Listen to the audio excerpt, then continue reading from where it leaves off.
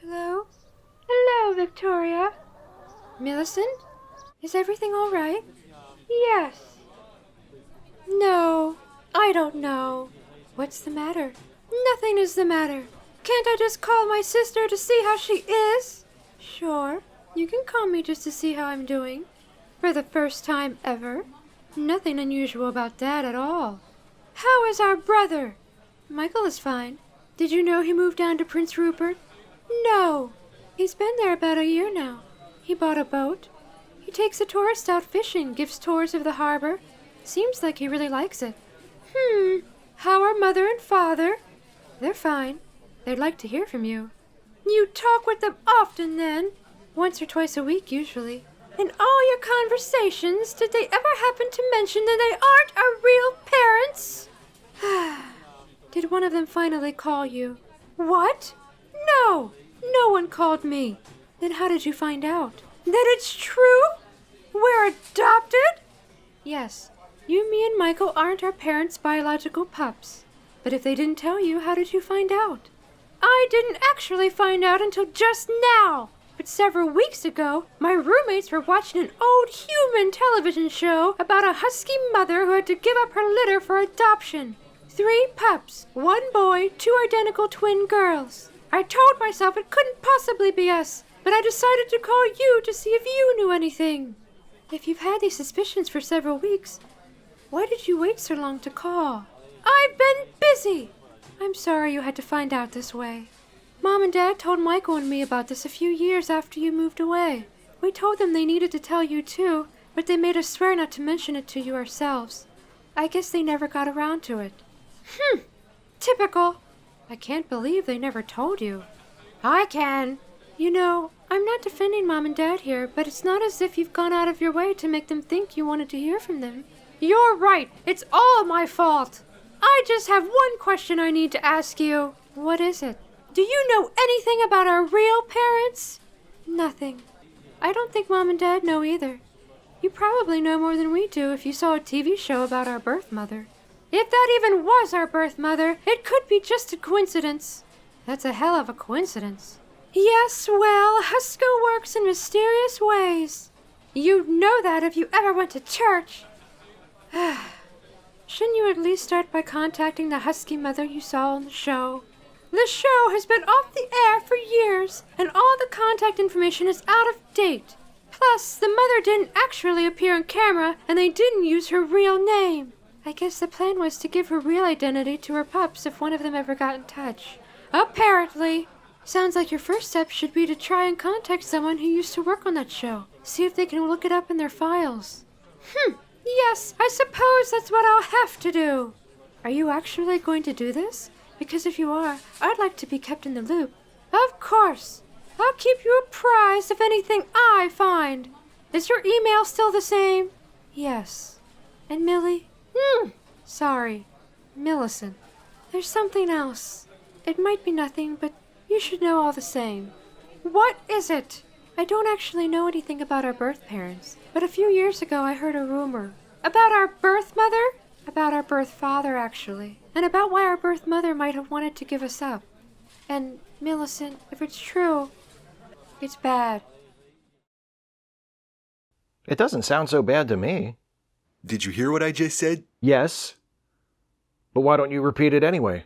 Just in case anyone else didn't get it. I think we all got it, baby. It was pretty straightforward. Shh, Stuffy was about to say something. What I said was, I was the only person who attended tonight's town council meeting. Which doesn't strike me as a big deal. Does anyone actually go to those things? Other than you?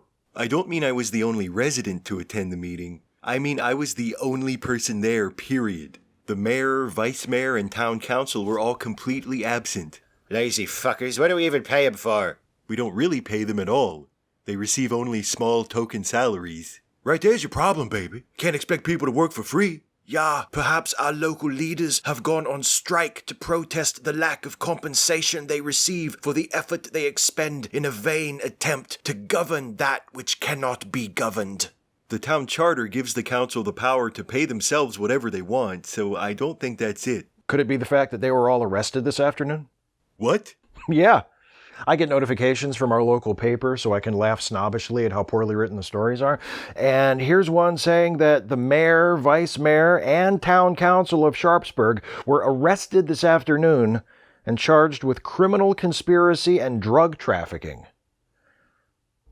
Oh shit, remember when the pharmacy was robbed a few months back? I didn't have nothing to do with that, baby, and can't nobody prove shit. No, I know. Apparently it was the mayor's brother that did it. And the mayor found out about it, and instead of turning him in, they struck a deal where the mayor's brother could sell the drugs within the town limits, and the mayor, vice mayor, and council would all take a cut of the money, which was illegal. So what's this mean? The town's got no government? Now that our feathery veil of civilization has been torn away, we are forced to confront the truth. The universe is chaos, and we are trapped within it. This article mentions something called Ordinance 66. Apparently that's relevant to this. Ordinance 66? Oh no. What's Ordinance 66? It's the contingency plan for if every member of the town government is unable to fulfill their duties at the same time. It says that in such a situation, the town residents in attendance at the next regularly scheduled council meeting are to take votes to choose interim officers amongst themselves, to serve in the vacant offices with full authority until a special election can be held. But you said you were the only one who showed up at the meeting, baby.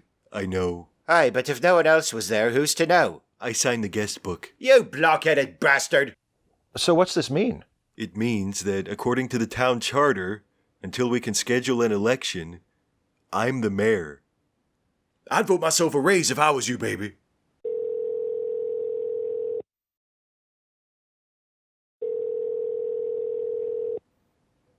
Hi there. We can't come to the phone at the moment, so please leave us a message and we'll get back to you just as soon as we can.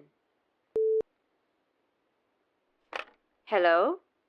Are you still there? Who is this? Millie? Okay. Thanks, Ozzy.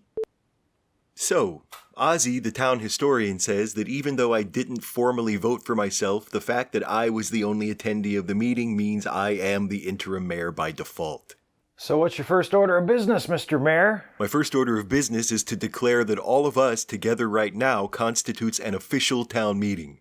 You can do that, baby? It's within the executive authority of the mayor, yes? Wow. Friends in high places, huh, baby? I was the bloody vice president. Oh, yeah. So if this is a town meeting, what's first on the agenda? We need to select more interim town government officers. First, we need to elect a vice mayor. Wilhelmina. Yeah, Wilhelmina. I vote for Wilhelmina too, baby. Does anyone object to Wilhelmina as vice mayor? I don't object. The cat is a fine choice, but I will say again that I was the vice president of these United States. We know, baby, but for this job we're looking for executive experience. Sounds like the people have spoken. Is this okay with you? Good thing I moved to town after I bought Pete's, I guess, huh? Well, who am I to defy the will of the voters? Besides, it's only temporary, right? That's the idea. Okay, next we need a town council. There are 5 seats on the council, and there are 5 of us here besides me and Wilhelmina, so I think all we need to make it official is for everyone to vote for someone. I vote for Toby Benson. Oh, thank you, baby. I vote for Jack. You're goddamn right. I vote for my friend Hans. Danke. And I vote for my friend Prospector Jones. What? What are you looking at me for? You haven't cast your vote yet, Jack. Oh, right then. I vote for... Oh, for fuck's sake. I vote for Steve. Oh, fuck. So now that we're running the show, baby, what do you say we change things around here? Oh no, I think it would be best if we looked at ourselves as caretakers until the permanent council can be elected. We do have the power to change things, though, do we not? Well, Is that not what you said? that is what I said. And the town council does have the power to pass town ordinances, but if we're going to do that, I think we should wait until we can hold a meeting at town hall, so the public can come and have some input on our proposed changes. The public? Are you kidding? This right here is probably the best attended town meeting in 20 years. That's what I'm saying, baby. If nobody else gives a shit about this place and we've got the power, let's use it. All right, what sort of changes would you like to see? How about we put that parking lot next door up for sale so I can buy it and put up a new garage for my car collection? You got the kind of money you can just make a purchase like that on the spur of the moment? First of all, yes, I do. Second of all, it won't take no money because we can do it all right here at this meeting. We declare the lot for sale. I bid $1. We say sold. Actually, can we just say we did it and go ahead and call it a deal? It'll save a lot of time, baby. That sounds like the same sort of corruption that brought down the previous government. No, baby, I ain't gonna do no drug shit with it. I mean using our official powers to just get things we want for ourselves. If we're going to make changes, they need to be changes that have a legitimate public benefit. I've got one. Okay. We should build a rocket launch complex on top of Mount Everest. What? A rocket launch complex on top of Mount Everest. It's the highest point on Earth, right? So the rockets won't have to travel as far to get to space, which means they'll burn less fuel, which will cut down on greenhouse gas emissions. That's a public benefit. Mount Everest is in Asia. Our authority only extends as far as this town. Okay. Never mind. Are there any other, more practical suggestions?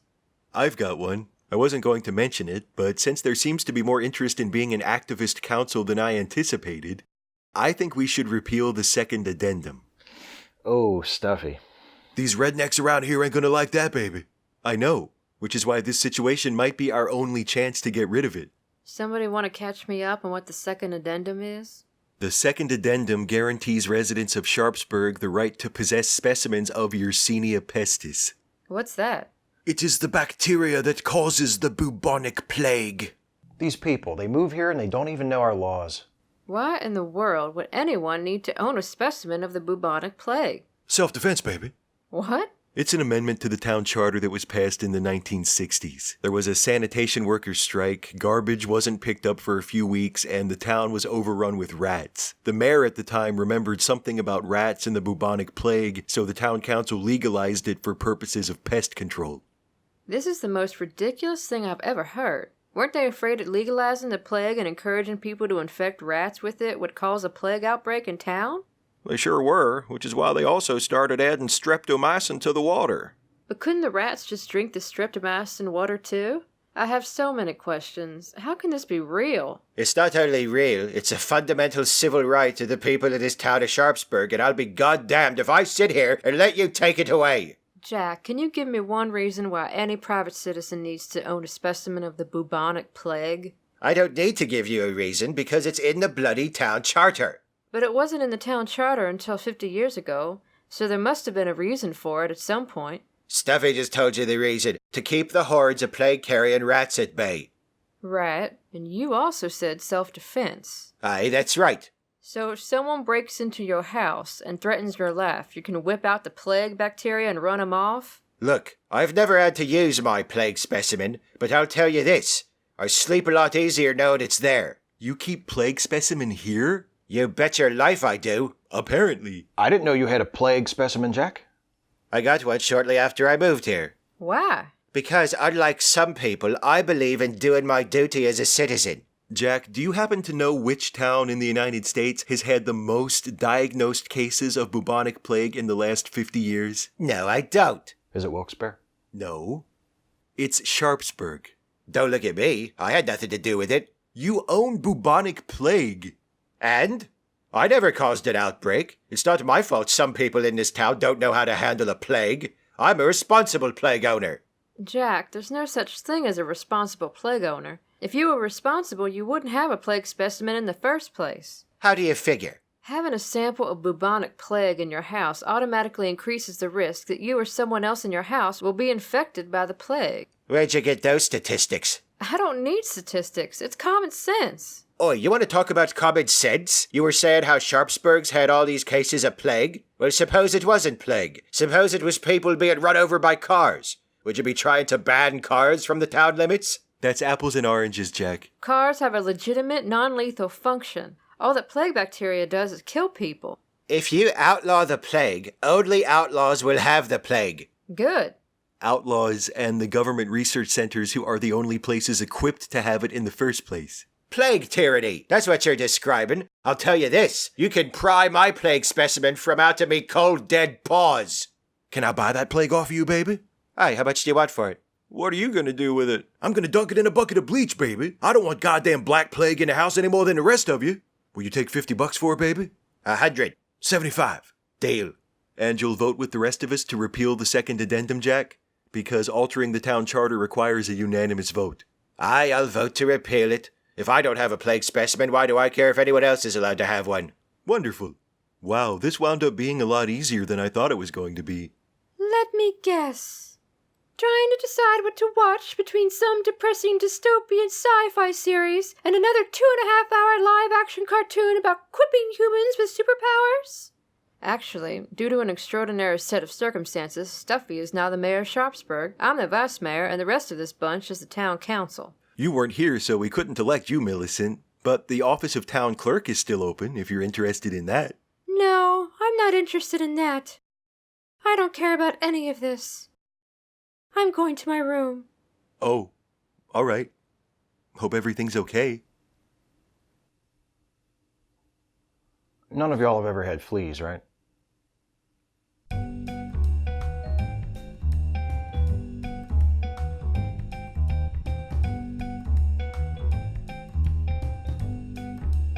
Hey folks, hope you enjoyed this episode. And now, here's our old buddy Prospector Jones. Prospector? Howdy. If you like this video, give us a hand by clicking like and sharing the video and subscribing to this channel. And if you really want to help us out, consider supporting this channel with a monthly donation through Patreon. Go to patreon.com/Steve Shives to become a patron. Thank you, Prospector. Did you have a good summer? I suppose I did. You? Yeah, it wasn't bad. Do anything interesting? Finally dug myself out a game room in my burrow. Oh yeah? Yeah, it ain't much yet, but I got me a TV and a pool table in there. So, when are you inviting me over to shoot some pool? I'd say you were welcome any time, only I don't think you'd fit. Oh, right, because it's scaled for your size. Yeah, sorry about that. It's okay. I can dig it out bigger if you really want to come over. No, it's really okay, Prospector. It's your home. It should be your size. It's just that now I'm feeling bad it's not accessible to folks your size. It's fine. I wasn't seriously fishing for an invitation. I was just saying. So you don't really want to come over? No. I mean, it's not that I wouldn't, but... Was it something I said?